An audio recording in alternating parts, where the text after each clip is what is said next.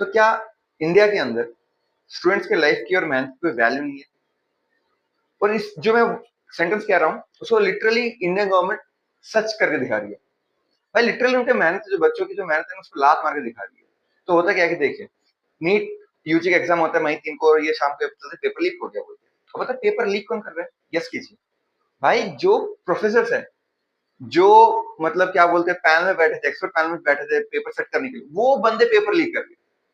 समझ रहे हो आप कितना मतलब किस स्टेज पे है लोग? ठीक है। देखिए, होता क्या है कि मई 3 को एग्जाम होता है नीट यूजी का, और शाम को बोलता है पेपर लीक हो गया।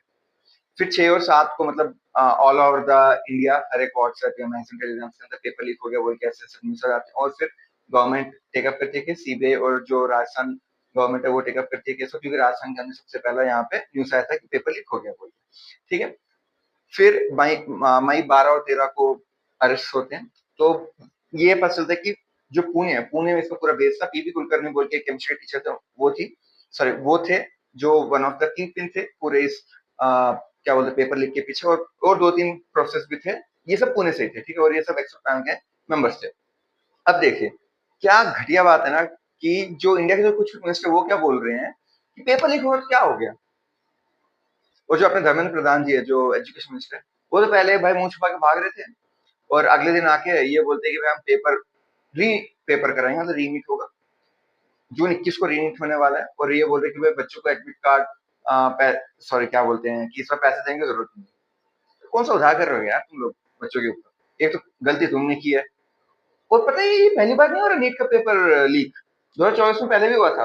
और पता है ये पूरा जो एग्जाम करती है एनटीए, नेशनल टेस्टिंग एजेंसी, इसने भाई 2024 में 2024 के अंदर इतने बड़े बड़े दावे करते हैं, हम ये कर देंगे वो कर देंगे ये कर देंगे, घंटा कुछ नहीं हुआ, दोबारा पेपर लीक हो गया यहाँ पे। और एनटीए जो जो पेपर करवाती है ना नेशनल लेवल के ऊपर, max to max paper leak हो ही जाते हैं उनके। ठीक है। और पता है इंडिया के अंदर लास्ट 5 इयर्स के अंदर 70 पेपर बड़े बड़े मेजर पेपर लीक्स हुए हैं। तो समझ लीजिए क्या लेवल पे चल रहा है यहाँ पे काम। ठीक है। एक तो ये बात होगी।